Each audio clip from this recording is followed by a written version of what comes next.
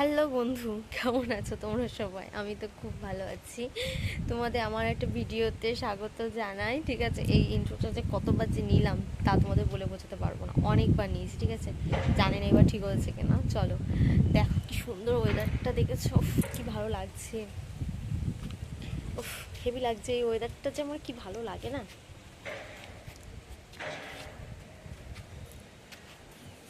আজকে যেন মনেই হচ্ছে না যে ছাদের থেকে তো নিচে যেতেই ইচ্ছা করছে না। আজকে গরমও লাগছে। ঠিক আছে, তোমাদের দিকে কেমন পড়েছে বলবো। আমাদের দিকে তো গরম পড়েই গেছে, খুব একটা ঠান্ডা নেই। আজকে সকালে তো সোয়েটার গায়েই দিইনি, কিন্তু বেশ বেশ ভালোই লেগেছে।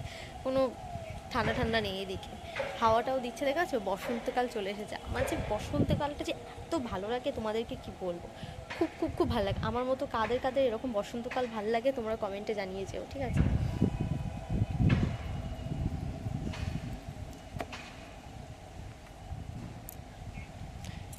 এই খাওয়া দাওয়া করলাম, খাওয়া দাওয়া করে একটু ছাদে আসলাম জামা কাপড়, তা বেশ হাওয়া দিচ্ছে বলে মনে হলো একটু থেকে যাই ছাদে।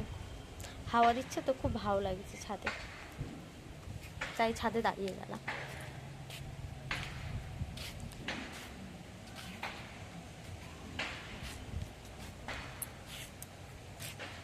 পিরিতি পিরিতি সবাই বলে, পিরিতি সামান্য না। মনটা একদম ভালো নেই আজকে। সকালবেলা বরের সাথে ঝগড়া হয়ে গেছে আমার। ঝগড়া করার পর না মনটা এত খারাপ থাকে কি বলবো। সারাটা দিন খুবই খুবই খুবই বাজে গেছে, ঝগড়া করেছি তাই। দুপুরবেলা একটু না শুয়ে আমি করছি। সেই সকালবেলা ঘুমের থেকে উঠি, অফিস যাই আমার বর সকালবেলা। তখন কটা বাজে, যখন সকালবেলা ঘুমের থেকে উঠি তখন 6:30। ঠিক আছে, পুরো শীতকালটা আমাকে ওরকমই উঠতে হয়েছে। 6:30টার সময় ঘুমের থেকে উঠেছি। 6:30টার সময় ঘুমের থেকে উঠেছি, উঠে ওর টিফিন করে দিলাম। আমাদের চানাচুর কারখানা চলছে, সেই কারখানার জন্য আবার রান্না করতে হয়। উফ, কি বলবো। এই সেই সকাল 6:30 থেকে এই টানা এই দুপুর দুটো, আমি এখন ভিডিও করছি কটার সময় দাও তোমাদেরকে বলছি। 3:19। ঠিক আছে, আমি খেয়ে দিয়ে ওপরে আসলাম। এসে তারপর একটু মনে হলো যে কতদিন তোমাদের সাথে আমার কিছু ভিডিও শেয়ার করা হয় না, তাই তোমাদের সাথে ভিডিও শেয়ার করতে তাই ভিডিওটা করলাম। ভীষণ কষ্ট হচ্ছে বিশ্বাস করো, এই সারাদিন এত কাজের মধ্যে দিয়ে যাই না, মানে নিজের জন্য নিজেটা সময় নেই। আমি যে ফানি ভিডিওগুলো করি, যে সেগুলো যে কত কষ্ট করে করি সেগুলো তোমাদের সাথে মানে কি বলবো, কিছু বলার মতন না। সত্যি এত কষ্ট হয়। একটা টাইমের ভিডিও ছাড়ার আছে, রান্না করতে করতে চলে আসি ভিডিও করতে। একবার তো ভিডিও হয় না, ভিডিওটা কতবার যে না ভালো হলে ভিডিওটা কেটে কেটে আরেকবার করতে হয়। এত কষ্ট হয় কি বলবো। যাই হোক, অনেক কষ্ট করে ভিডিওগুলো করি তো, তাও সেরকম কোনো রেসপন্স পাই না। চেষ্টা করতে থাকি, কিছু তো একটা হবে তাই না? ভালো হোক খারাপ হোক, কিছু একটা হবে। চেষ্টা করতে থাকি। জীবনে আমি কোনো দিন কোনো কিছুতে চেষ্টা করিনি, সত্যি সত্যি। যেটা পড়াশোনাতে কখনো চেষ্টা করিনি।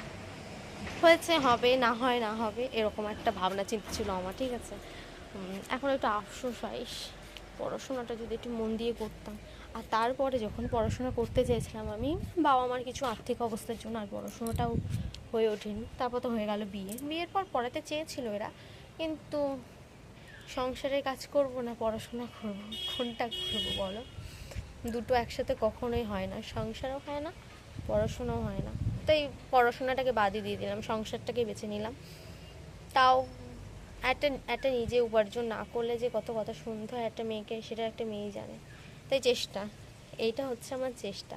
নিজে কিছু চেষ্টা করে নিজের জন্য নিজে কিছু একটা করতে চাই, তাই তাই এই ভিডিও করছি।